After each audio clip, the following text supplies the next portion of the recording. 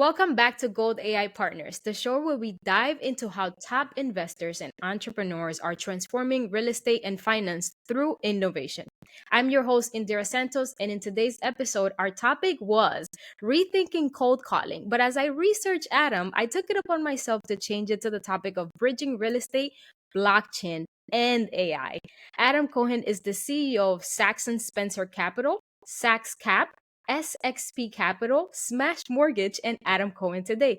He is clearly a serial entrepreneur who started his first company as a car wash and sold it by the age of 15 and went on to building a multi-million-dollar firm in telecom, lending, and now blockchain integrated real estate.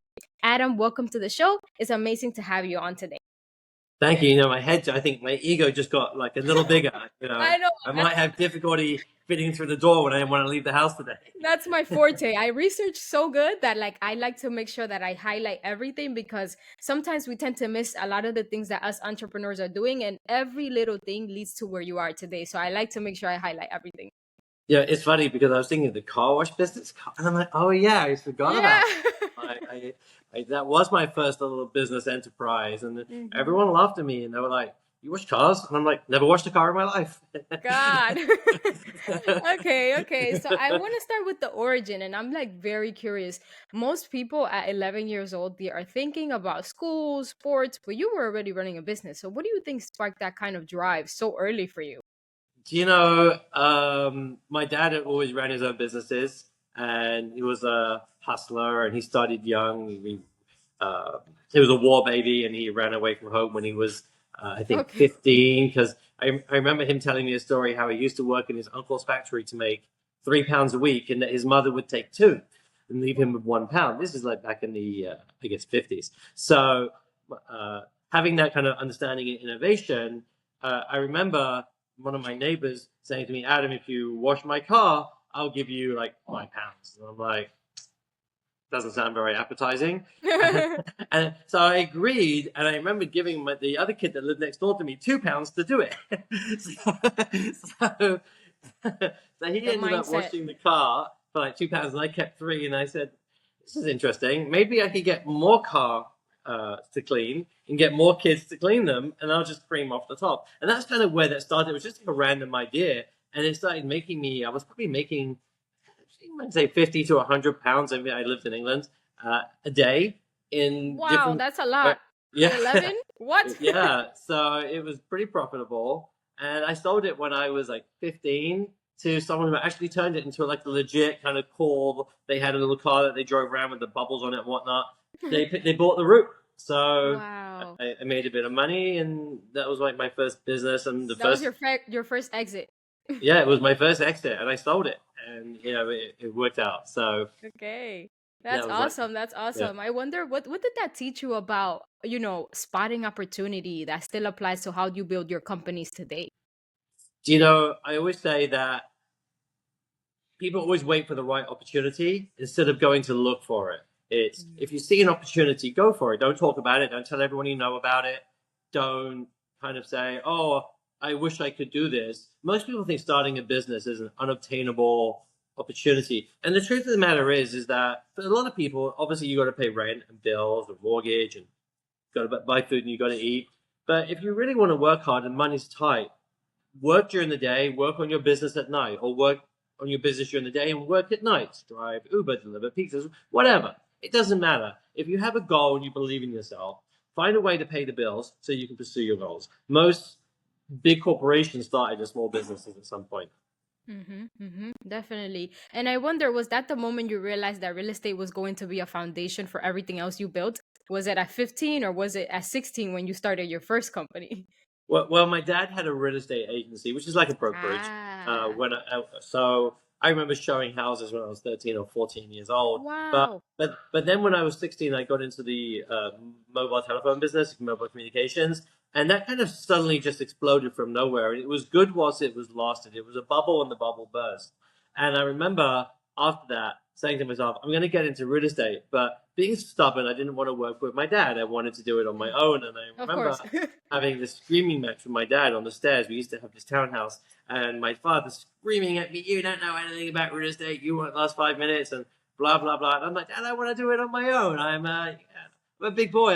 I want to fall down and get back up again. I don't want to have my hand held. And I started this rental company. Oh my God, the screaming that day, I remember. I actually didn't go home for a month. It was like, What? my dad was so mad at me. And that I would do this without him because he always wanted to have some control over my life. I was his Yeah, baby boy. parents. You understand it. So you wanted that, and I was one of these people. I always wanted to do something on my own, even if it didn't work. So I was determined to do it on my own, which I did. And I started this rental company, oddly enough, which I named after one of his companies that I wanted to do on my own.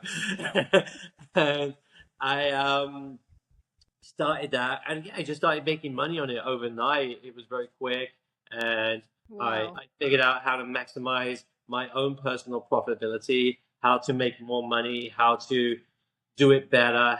I had learned so much about marketing through my mobile phone business that I had an advantage over most people because that was a business that I ran. Most people, when they leave school, they don't know about marketing, they don't know about newspaper magazine. And those days, there was no internet, there was no Craigslist. We had a thing in London called the Loot. It was like the Craigslist, but in print. Like you'd Oh read it, and your God. hands would be black Oh from the God. ink, all right? And it would come out every day.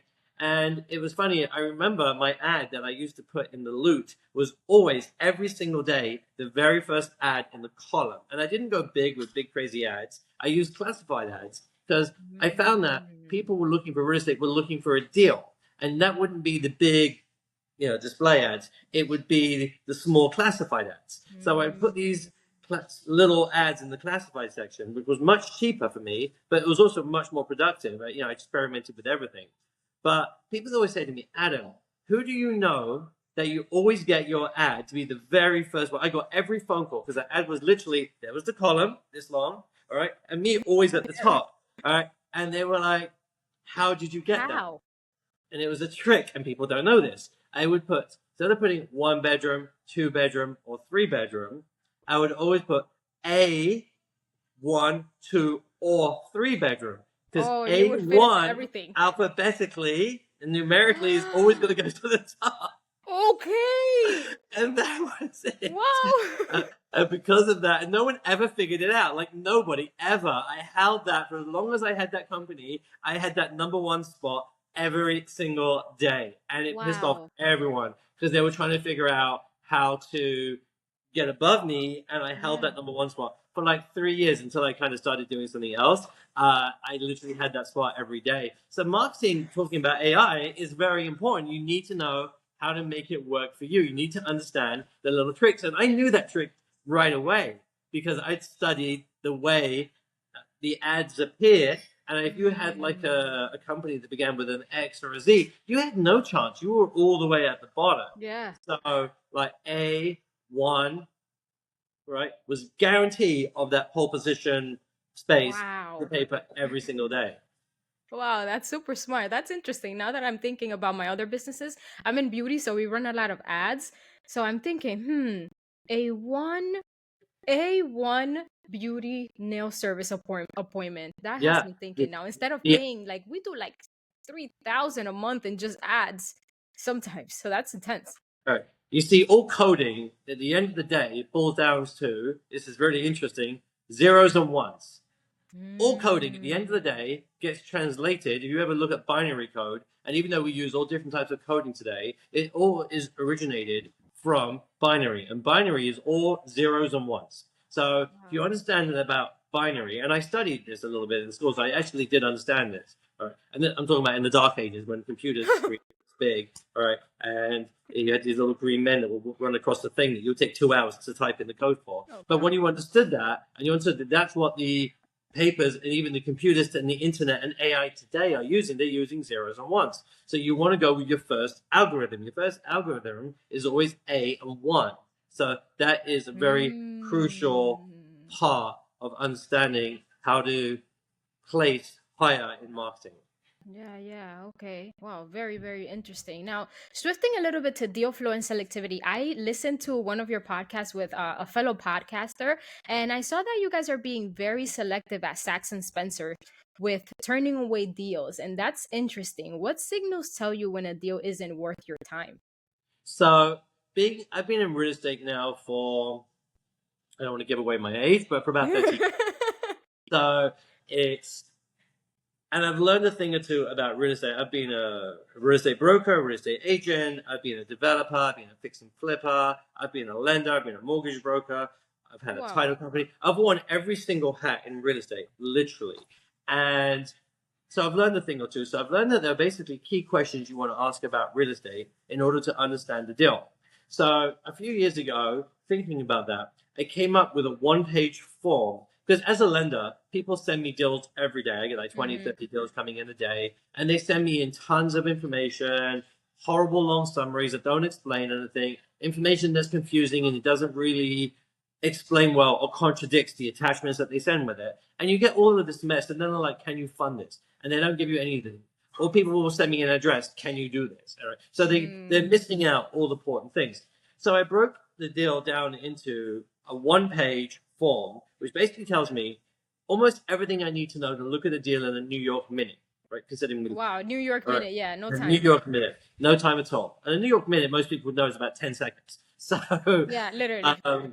So starting off with what is the address? You'd be amazed at how many people forget to tell you that. What is the description? Tell me what is going on here. Is it a purchase or refinance? Little things that come in helpful. How much are they paying if they're buying it? How much is it worth if they're refinancing it? Tell me about the backstory. Tell me, is it foreclosure? Is it in distress? Like, is it rented? Is it vacant? Is it a development project? Is it zoned? Is it entitled? Tell me what's going on with the current lender. Who is the current lender? Are you paying your mortgage? Are you not paying your mortgage? Who is the borrower? How is your credit? I broke all of this down into a one-page form. And so I can look at that and just go through it. And like, for example, one came in today. It was an apartment building. They're looking to borrow $2.5 million, but their NOI is about $180,000. I said straight away, you don't positively debt service. How are you going to pay your mortgage? It helps me do a process and elimination. I like it. I don't like it. And as I work through it, I see what I can work with and what I can't. What are the upside? What is the downside? And then I take that and I say, this isn't worth my time. It's not going to happen. I don't want to look for money for a deal that doesn't fit our wheelhouse. I want to lend the money that we have available based on the products that we have, because we'll do more business and waste less time. So that's why we turn a lot of things away, because I only want to do what I can close. I don't want to take things on. And I've got to feel that when I take it on, it has at least a 70% chance or better of closing. And I've got to understand what takes that from 70% to 100%. I've got to see it from the same first minute. If I don't see it from the first minute, I'm just past and move on. And do you guys handle that manually, or you guys have a system that automatically sources and filters all those deals, or like, do you rather do that hands-on? There's no real system, at least not one that I've seen, that can do that accurately. And since I can do it in literally a split second, I just do it myself. Yeah? Yeah. You sit and look through the files. If I have 30 deals on my desk, it'll take me 30 minutes. Okay, so it takes you 1 minute each. All right. Yeah, very quick. All right. Okay. And that's why I always insist that they use my intake form, because I'll fill it. And if I have questions, I'll email them my questions. If I have concerns, I'll email them my concerns. If I see that there's a solution to the problem, I ask, are they willing to take guidance, or are they set in stone? Because I always find it funny that a borrower has tried to do something 10 times. 10 times it hasn't worked. And now they want to just do the same thing for the 11th time. And here I am telling them, this is why it isn't working. There's a solution. It's not super complicated. It might take 2 or 3 weeks. It might cost a little bit of money, but it will solve your problem. And they're like, no, I don't want to do it. And I'm like, then keep doing what you're doing, but do it for somebody else. I see. It's pretty easy for you to find those right opportunities, but how easy it is to stay consistent with the outreach and follow-up when you find them? Or sometimes do you not have them? Or do they just come to you now? I find that deals fall in my lap every day, because everyone knows my company. We have like 30,000 followers on LinkedIn, and my company's been in business for more than a decade. So everybody knows it. So the deals filter in every day. And I have salespeople that will basically screen the deal and get the right information to put in front of me. And then I have back of the house people that didn't handle all the processing. So we delegate out. Okay. And now moving into SaxCap and SXP Capital with the blockchain crossover and AI automation, you're building funds that merge real estate and blockchain. So I'm curious to know, what problem does that actually solve for investors in a practical level? Well, it's interesting. So let me kind of walk back a little bit on that, okay? So the real estate market has changed a lot over the last 25 years, especially since I've lived in the United States. I came here in 2000, and we've seen September 11th happen. The market crashed and rebounded very quickly. Then we had 2007 to 2009, where we have an enormous market crash, and we've seen everything rebound again. Now we're starting to see inventory not selling, oversupply, interest rates still high. And another thing we're seeing is, excuse the background noise a little bit in the background there, just things going on. I don't hear it. It's okay. Oh, you don't? Okay, No. good. All right. So we're starting to see oversupply. We're starting to see houses sitting on the market longer. People can't afford to buy. The income multiple, like with the cost of living being what it was, and incomes haven't really gone up. For the people in that middle bracket that want to buy housing, they can't really afford to. They don't have the down payments or the credit, or they're already stretched on based on what they're already borrowing. Then you look at refinancing. The banks aren't willing to lend. Like they lent 90% when they bought the house and say that they need to refinance. Now they're not willing to lend 90%. Now they're only willing to lend 65 or 70%. And when the rates were at 3 and now they're at 6, you understand there's a lot of negative influences right there and then that are definitely hurting the market for the what I call the everyday primary use buyer. We're seeing a lot of that. Now let's switch a different hat. Now let's take into consideration you're a real estate investor and you're buying single family houses or small apartment buildings. As an example, you're getting your foot on the ladder. So if you're buying 3 family houses and then you have 1 unit vacant and another one doesn't pay the rent, now you can't pay the mortgage.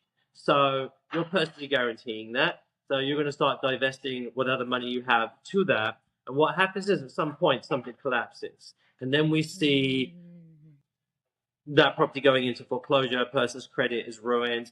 And when you're looking at investment property, a lot of people think, oh, I'll invest in real estate, I'll make a lot of money. Anyone can pay market for a house, get ripped off by a contractor renovating it, and then lose it in foreclosure because it doesn't sell. Now they're over leveraged on everything.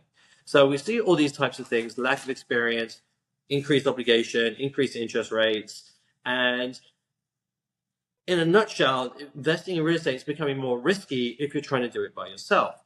Now think about a return.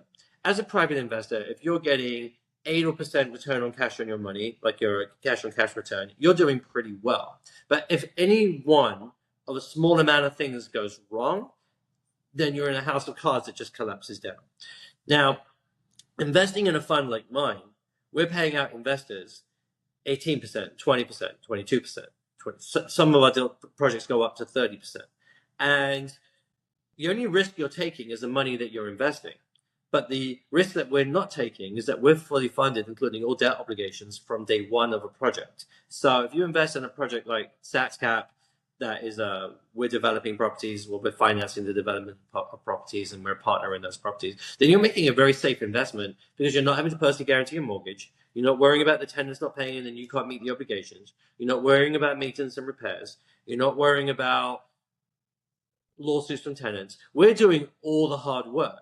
And you're still investing in real estate with none of the risk. Your risk is limited to your investment. And people always say, well, hey, I put the property in LLC, that's limited liability. But the truth of the matter is it's not, because you're personally guaranteeing the note. If things go wrong, people are going to go out, still sue you personally, and you're still responsible for all those obligations. So yes, you're limited to lawsuits against tenants, but you're not limited from so many other factors that can still significantly hurt you. So investing in real estate, especially with uncertainty in the market, uncertainty in interest rates, the possibility of another pandemic. So many people lost their investment in real estate during COVID because tenants weren't paying the rents. Banks wouldn't give concessions on the mortgage, and ultimately these properties got sold off in foreclosure. It created a big mess. And if you invest in a fund like ours, you are not going to have those risks, and we're going to survive those storms because we're structuring everything that we do to be storm proof, and that's something you can't do as an individual on your own. Not unless you have tons of money. I'm sold. sold. So I'm sold. How are you guys keeping all those workflows connected right now? Like if you're managing the investors, the documents, the communication across the multiple entities, does it get complex, or you guys already have like a workflow that handles everything? We delegate everything. So Okay. for example, I am the CEO of the company. I mostly identify the projects. I work with investors. I meet with investors. Our other business partner, Basil, he handles the blockchain side of things, the infrastructure, the setup, the management of that. My other business partner, Frank handles the day-to-day operations of the company. We have project managers that will be assigned to a specific project. We have our partners in those projects with the developers, and essentially everything manages very, very well. And we all communicate daily. We all know what our responsibilities are and manage the company accordingly. And one other thing that we do as well, which is really important, and I wish more funds would do this, is that we don't receive investor funds directly. We have our attorney as our CFO. So our CFO is a New York attorney. He handles all our funds. He handles all our bookkeeping and records. He handles all payments. He handles all oversight and distribution of dividends, etc. And if we took that away from ourselves, so many fund managers get into hot water when money gets tight and they start moving things around the way they shouldn't. And we separated that out and basically made our attorney and our accounting firm on the board of directors handling all movement of money. So when investors deposit money with us, it's only going as represented in our contract. It's not going anywhere else. And the people handling that are licensed professionals who are not going to risk their licenses to make any mistakes. Because a lot of fund managers aren't good at bookkeeping and they're not good at managing those accounts, and mistakes get made. And I have my own friends that have run into these problems. So when I launched SaxCap, it was important to me to think about all the mistakes that we've made in real estate projects in the past, all the mistakes with fund management, how can we correct this? And essentially we came up with a formula based on 30 years of experience that said we're going to have delegate responsibilities, checks and balances, separation of funds and business, have a like watertight agreements, watertight operations, room for flexibility if and when needed, contingency, and manage it like that. And in doing that, everything runs very smoothly. Okay, okay. And asking a question a little more AI geared, do you think there's any AI system or that can be built to manage those investor onboarding or updates or compliance messages automatically, but still make it sound like you or like you guys? You know, I'm still learning with AI. I mean, my wife loves her Chat GPT and We all uses it do. a lot. I don't use it. I just Google. I mean, I don't really see the real difference. I think the answers you get are significant. What? I know, mind blown, but I haven't really bought onto the whole AI thing yet. I know that AI is going to revolutionize pretty much everything. It's just, I'm 51 years old. My relationship to AI is not going to be the same as someone in the 18 and 20s. Yeah, I Yeah. say that my the company that I use for all my marketing, this guy's 78 years old and he's using AI for everything. So everyone's different, has a different level of understanding of technology. I'm still trying to figure out how to work my Netflix. Okay. So, Okay. so it's so we have that different level, but at the end of the day, I know AI is definitely going to revolutionize a lot. It's a question of being able to train the AI to Mm-hmm. do what we need to do for us. And I'm sure that will happen. I personally haven't started doing it yet, but we're looking into now how we can use AI to source and identify the right investors, the right channels, opportunities, maximization, optimization of cash flow and things like that. So we're starting to explore it. But I think to run a fund, you can't leave it to technology. You need to, the problem is that The there's so much human. room for human error. You need to have a human solution and it needs to be quick and experienced and ready. And how do I take everything that I've learned over 30 years in real estate and put that into a computer in 1 second? Mm-hmm, mm-hmm, mm-hmm. So that leads me to ask, how do you feel about AI chatbots? Like if you can choose an AI chatbot to do qualifying, scheduling, or follow-ups with people that are looking into investing or lending, would you? So we use chatbots from time to time. For example, if I want to reach someone in customer service at Verizon, there's a 2 hour wait, and I'll go on and when you're talking in, it's giving you keywords. Those are Mm. chatbots that are leading you to. And I've experimented with that for like new leads on my lending company. Like, how can we help you? Are you looking for a loan? Fill out this form. We've experimented with it, but I'm still not comfortable yet with saying that could sufficiently do the job as well as, because one of the things that you do in business, in any level of business, when it comes to especially real estate, whether you're talking about selling a loan, selling a house, buy our tokens, invest with our company, is objections. It's the trick of ruling out objections and understanding someone's needs and wants and how to identify with those needs and wants in order to say, this is good for you because, and to be honest, if my product doesn't benefit you, then don't buy it. I don't want you to buy it. I don't want you to buy something you don't need or want, or you won't sleep well at night. I want you to buy something that you're going to use, enjoy, and want to buy more of, and tell all your friends about it. So ruling out objections is important. I always say in sales, if you're trying to sell somebody something, and you say, okay, why? If do you like it? Do you need it? Do you want it? Can you afford it? Is this good for you? Will this add value to your life? And because these are the typical objections that people have, and you afford it, and all these things. So if someone says yes to all of those questions, okay, well then why aren't you buying it? Like yes, everything is good. Yes, I want it. Yes, I need it. Yes, I can afford it. Yes, I add value to my life. Yes, I think it's a great idea. Yes, I want to do it. Then why aren't you? Right? They always say the next person to speak loses. My husband. Let me speak to my husband. Yeah, the next person to speak loses because once you know what that real reason is, a professional salesperson knows right away how to solve that problem. Like, let me give you financing, let me give you credit, let me break the payments up for you, let me sell you a little bit less, I can do this for you. A good salesperson knows how to reel that in. And that's what it's called. It's literally called reeling it in.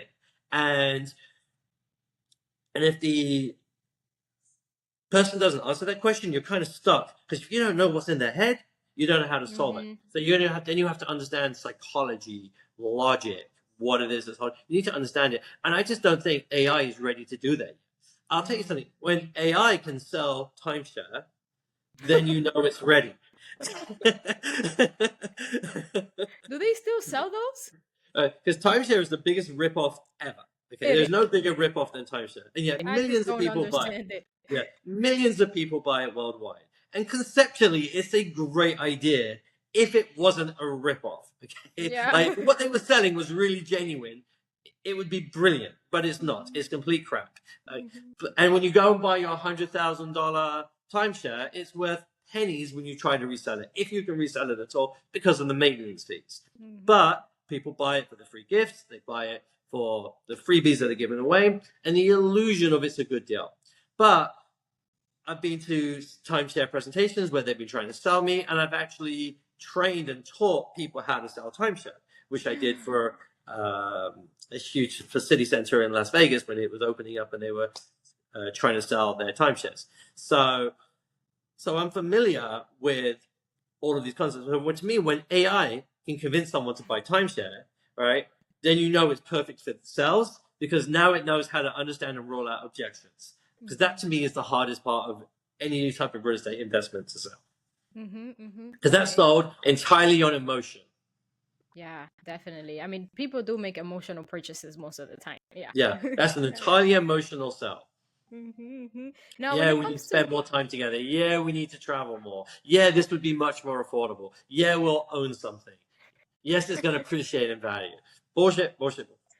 Yeah. I mean, I agree. I've never had a timeshare, but I do know people in my family do have timeshares, but I don't understand it at all. I don't think it's worth it.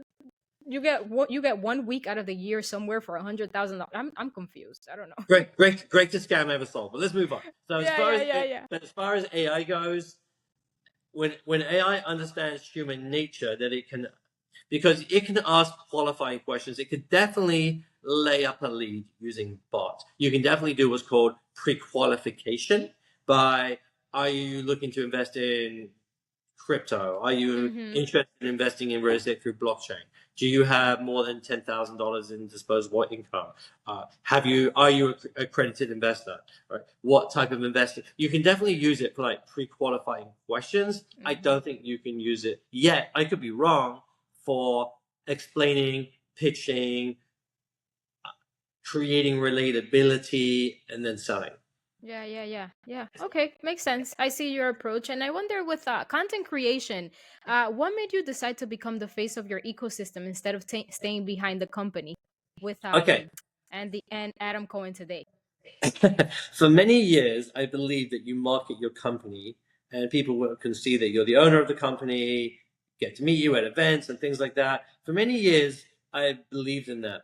But I've noticed that over the last few years, people don't invest so much based on business decisions. They base on feelings and emotions. And people don't buy Tesla shares because they believe in Tesla. I believe in Tesla stock. I think the cars are garbage. That's just my opinion. I don't like electric cars. All right. If you drive a Tesla, I don't need to offend anyone. All right. I've been driving pistons and cylinders since I was 17 years old. So to me, I'm old fashioned. I like to drive a proper car. I like noise. I want to hear the car, feel the car.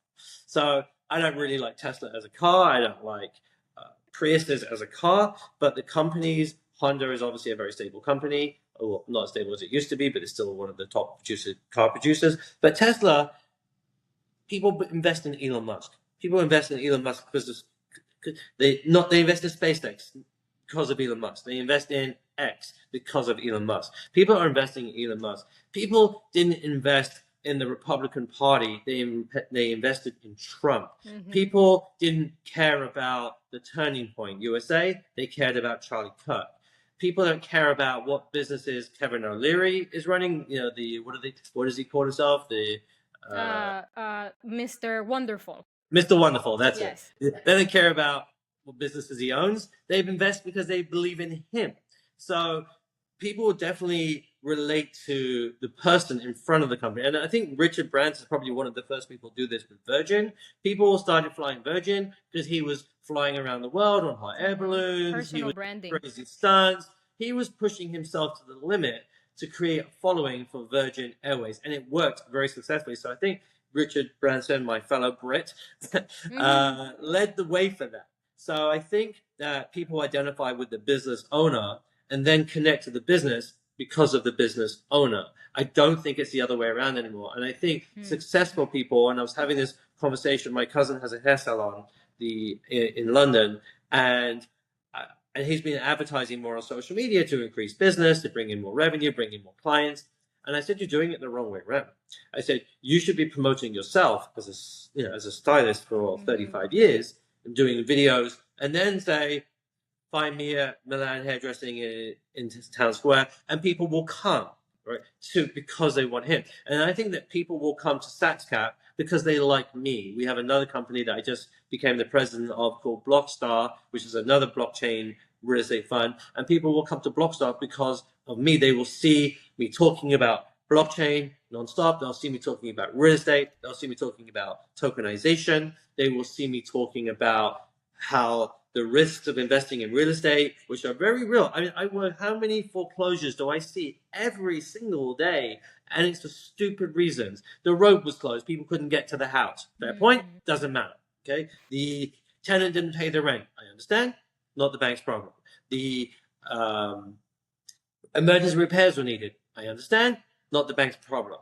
The fix and flip the contractor took longer, took twice as long to build and cost twice as much. Not the bank's problem. At the end of the day, all of those situations will end up in foreclosure. Credit will be destroyed. Credit cards will be canceled. Everything will fall behind. I had one client just recently. He built maybe 10 houses, beautiful houses, all are in Northern California. He had maybe $25 or $30 million worth of equity, but he built up another business in the cannabis space, and he invested every penny that he had into opening this warehouse. And when the warehouse finally opened and it was finally generating revenue, at that point it was too late. He lost every single one of these houses. The guy lost millions in equity. Now he's losing his own house. He lost that warehouse as well. He lost everything. It's like people overinvest, they stretch themselves thin, circumstances happen that are beyond control, and before you notice, the house of cards is collapsing and you're losing everything around you. Real estate will either make you very rich or very broke. And I know, and they say the same about the oil business. You meet a lot of people in oil business who have made so much money, and you're like, why don't they have any money? And that's because they spend so much money buying new land leases, drilling holes that cost millions of dollars, not getting oil, and then doing it again. Because instead of just saying, hey, I made this amount of money, I can now retire and live well, they want to keep going and build this empire. And that empire, it works for a few, and for many it doesn't. And I see this every single day. I can't tell you how many phone calls I have with people every day. They're losing this, they're losing this, they're losing this. But say they took that money that $1 million, that 500,000, that 200,000, and they just took that money and invested it in our fund. They'd still have it. And not only would they still have it, they'd be making insane returns on it, considerably higher than they would be making by doing it themselves. And it would be appreciating in value at a very steady rate. And it will have capitalization behind it that keeps it turning. Separate to that, let's talk about tradability for a second. People buy tokens for two reasons. One, because they want to use their crypto to invest in real estate to buy a return and not use their own like cash money, or they can invest from anywhere in the world in a real estate project and say, hey, I invested in this building, in this project today, and watch the project perform and see their money grow. But tradability now is becoming very big among young traders. And if you're taking a fund like ours that's definitely going to grow and appreciate and grow and appreciate, right, then the value of that token is going to appreciate with it. So when people buy a token today, they're basically buying it on a gamble to say, one, okay, I'm going to get a dividend, great. Right? But on the other hand, is that dividend going to go from is that token going to go from $1 to $2, from $2 to $3? Because if you buy a token for, say, a penny or $1, and it goes to 10 cents or to like $5, you've just made a fortune of money and you haven't done anything. Right? And the worst case is that you just collect your return, but you haven't lost anything. It's a much safer way to invest. Especially in an unpredictable market where we just don't know, our interest rate's going to go back up again, the cost of living is continuing to increase, and we say that there's a supply chain issue, but there is not, because cost of living has gone up at least 30 or 40% on just about everything. All right, but the public companies that own these products are making record profits in the billions of dollars. So it's not the cost of living has gone up, it's the greed of these big public companies that's driving the prices up, and they're calling it a cost of living crisis. But the reality is it's affecting everyone, and real estate investors included in that are definitely feeling the pinch. Okay, I see. Important approach right there. And I wonder, since you value so much personal branding, what do you think could happen if you could automatically turn all those pieces of content that you do, whether that's this podcast or keynotes or meetings, into polished branded clips for your platforms? Is that something that you want your team to explore? Absolutely. Because at the end of the day, the better the quality, the more content you have, the cheaper that you can make it, the faster that you can put it out, the more exposure you have. So obviously efficiency is always going to be paramount. And do you think building trust through content is becoming the new lead generation strategy for 100%. big ticket real estate? 100%. Okay, interesting. Not even 99.9%, 100%. Okay. And then you said that AI needs to be a little bit more precise. I'm curious, what precision would actually look like for you? Like exactly. It needs to, the thing is, human nature is unique to every individual. It needs to, and any type of business decision, investing decision, is always an emotional decision. But anything to do with money is going to have some level of emotion, cost, risk, benefit analysis. It doesn't matter what it is. It could be buying a carton of milk. It could be getting gas. Everyone drives around the gas station saying, what are their prices per gallon? What are their prices per gallon? Oh, I'll go back there in future because there are a few percents left. So it's understanding human emotion. And I don't think AI can do a lot of positive things. It can't understand a person. It can't understand feelings. It can't understand logic. It can't understand. Right? Because I see people make the most illogical decisions, but it makes sense to them. And AI can't understand that. Maybe at some point it can, but I don't think it can right now. And I think on any level, if we're talking about business and investing, you have to deal with some level of logic, knowledge, and education. And I don't understand how a computer can teach you to think. Okay. Got it. And I saw that in one of your interviews, you did mention that you wanted for SaxCap to be in NASDAQ in the next 6 to 12 months. And that you have in the next 2 to 3 years, you have $1 billion vision. So do you think technology would be the accelerator or a differentiator that will get you there? I think technology will play an instrumental part of it, but not in the way that we've been talking about. I think technology will teach us to identify markets, identify the right target audience, to help us promote our marketing. I think it will help us to evaluate risk in a transaction. And AI is already doing that. Like, for example, there are people that are evaluating entire transactions using ChatGPT. And I think that's amazing. That's not the way I do it, but it's... It takes you 1 minute. I do it with a piece of paper and a pen, saying but it's because I'm a thinker. I want to think it out. To me, thinking it out, I see where the problems are. When you use Chat GPT and it solves all the problems for you, it could miss something essential because, again, I think real estate is, there's a lot of things that come up in real estate that, again, you can only teach a computer so much. Okay. Okay, I see. And that was it for today, guys. Adam, this has been a powerful conversation. I love how you blend traditional investing and next gen innovation. That is not about replacing people with tech, it's about amplifying what already works. Thank you That so much for this call today.